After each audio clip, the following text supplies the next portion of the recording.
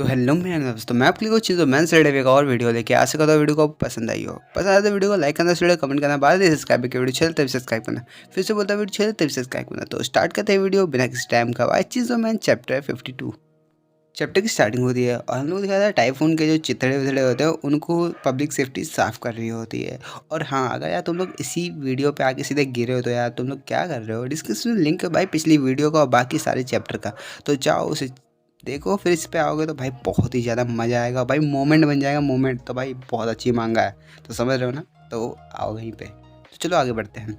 Chapter की starting होती है, हम लोग को दिखाया था टाइफून डेवल के चिथड़े जो कि भाई साहब पब्लिक सेफ्टी वाले बंदे साफ़ कर रहे थे। और हम लोग को दिखाया था किसी भी और भाई साहब हमारी आँखी को, जो कि हमारे किसी भी हमारे आँखी से कह रहा होता है। सोवियत में एक कहानी प्रचलित है। जब वहाँ बच्चे नहीं सोते थे तो उनकी माँ उनको एक कहानी सुनाती थी। आर्मी के गोडाउन में एक तहखाना है जहाँ पे एक गुप्त कमरा है जहाँ गोला बारूद रखा जाता है। वो कमरा अनाथ बच्चों से भरा हुआ है। वहाँ बच्चों को अधिकार नहीं है बाहर जाने के। उन्हें एक समान माना जाता है और उनके ऊपर एक्सपेरिमेंट किए जाते हैं जब तक वो बच्चा मर न जाए, और इसी तरह से उनकी दर्दनाक मौत होती है। और ये बातें कहते कहते भाई साहब हम लोग को कुछ सीन भी दिखाए जाते हैं जिसमें रेस दिखाई जाती है। यहाँ पे सीन शिफ्ट होता है और अगले सीन में हमारा किसी भी कहता है। कहा जाता था ये सिर्फ एक कहानी है। ये कहानी जब तक थी जब तक कि न्यूज़ और समाचार पत्रकारों ने इसका खुलासा नहीं किया कि एक ऐसा कमरा यानी ऐसी काल कोठरी एग्जिस्ट करती है। अमेरिका के पत्रकार ने ये सब कुछ जायज़ा दिया और उन्होंने उन बच्चों की तस्वीरें प्रकाशित करी जो कि वहाँ पे थे। लेकिन कोई भी इन चीज़ों के बारे में बात नहीं करना चाहता। वो जो लड़की डेंजी को मारना चाहती थी वो उन्हीं बच्चों में से एक थी। ये चीज़ें जो हुई वहाँ की उन सरकारों को पता थी, लेकिन फिर भी उन्होंने इसे गुप्त रखा। और हम लोग को दिखाया जाता है कुछ कुछ सीन में हमको रेस को, जो कि भाई साहब घूम रही होती है और वो फाइनली वहाँ पे पहुँचती है जहाँ पे डोनेशन इकट्ठा करी जा रही होती है। और रेस भी कुछ डोनेट करती है जिसकी वजह से उसे एक फूल मिलता है, जिसकी वजह से उसे डेंजी की याद आती है और वो कहती है मुझे जाना चाहिए, अब भी कुछ टाइम बाकी है। और ये मन में कहते हुए वो डेंजी के पास निकल पड़ती है ट्रेन पकड़ के। जहाँ पे अगले सीन में देखते हैं कि वो स्टेशन पहुँच जाती है और डेंजी के पास मिलने के लिए यानी उस फ़ोन बूथ से निकलती है जहाँ पे वो डेंजी से पहली बार मिली थी। और हम लोग आगे देखते हैं कि वो उसी रास्ते से जा रही होती है डेंजी से मिलने के लिए। और फाइनली वो देखती है कैफ़े और वो मतलब डेंजी को दूर से देख लेती है और स्माइल करती है। जहाँ पे सीन शिफ्ट होता है और अगले सीन में देखते हैं कि वहाँ पे बहुत ढेर सारे चूहे आ जाते हैं।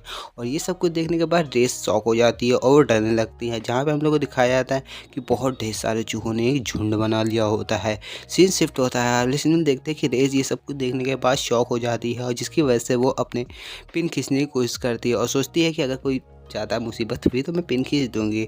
और तभी उस चूहे की ढेर से एक आवाज़ आती है और रेस ये सुनने के बाद शॉक हो जाती है। जहाँ पे अगले सीन में देखते हैं कि उस चूहे के ढेर से भाई साहब माँ की माँ निकलती है और वो कहती है मुझे शहर के चूहे पसंद है।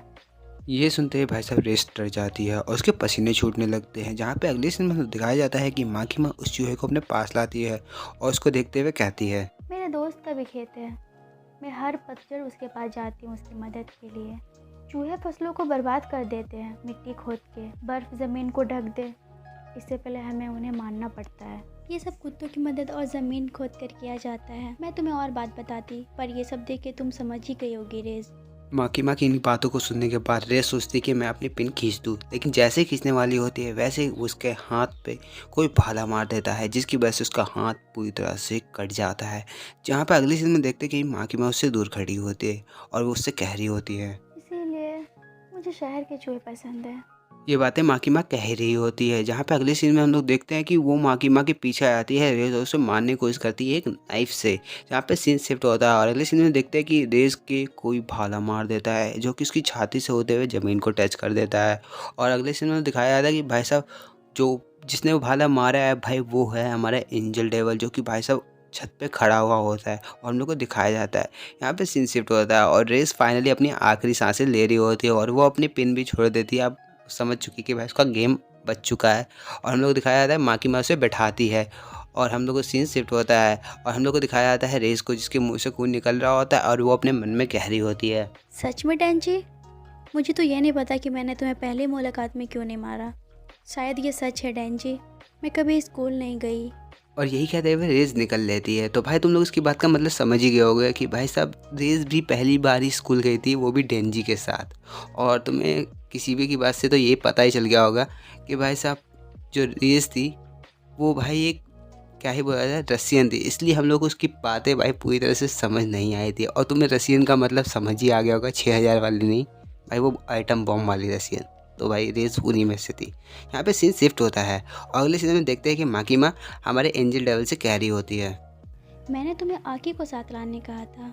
ये सुनने के बाद एंजल से कहता है आखिर किसी लड़की को नहीं मानना चाहता था, इसीलिए मैं आया, क्योंकि मैं एक एंजल हूँ और यही मेरे को काम करना होता है। तो भाई तुम इसका मतलब समझ ही गए हो कि आकी भी किसी को नहीं मारना चाहता, एंजल भी किसी को नहीं मारना चाहता, लेकिन फिलहाल तो एंजल ने किसी को मारा। तो भाई देख रहे हो आकी की संगत में रह के भाई एंजल भी बदल रहा है। चलो सीन शिफ्ट करते हैं। अगले सीन में तो देखते हैं कि एंजल उस चूहे से सवाल पूछ रहा होता है, क्या सच में ये शहर अच्छा है?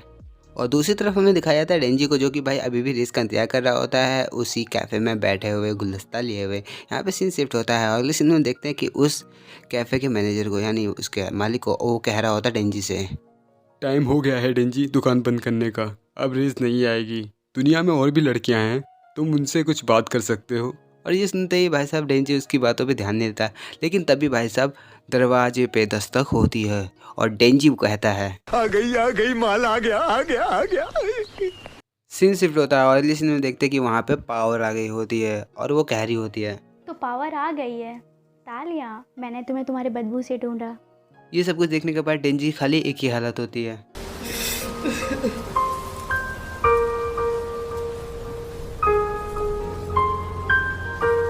सीन शिफ्ट होता है। हम लोग दिखाया था पावर को, जो कि वैसे फूलों को देख के खुश हो जाती है और वो डेंजी से कहती है, हे, तुम उस फूलों के साथ क्या कर रहे हो डेंजी? ये मेरे लिए हैं, ये मुझ पे सूट करते हैं। डेंजी पावर की ये बात सुनने के बाद फ्रस्ट्रेट हो जाता है और वो फूलों को खाना चालू कर देता है, जिसकी वजह से पावर गुस्सा हो जाती है और उससे कहती है, इन्हें मत खाओ बेवकूफ़ डेंजी। तो यार इसी के साथ हम लोग खत्म करते हैं चीज़ों। मैंने लेटे हुए वीडियो खत्म। तो बाय बाय, मिलते हैं तो नई वीडियो की सबसे अलग थलग मस्त। तो बाय बाय।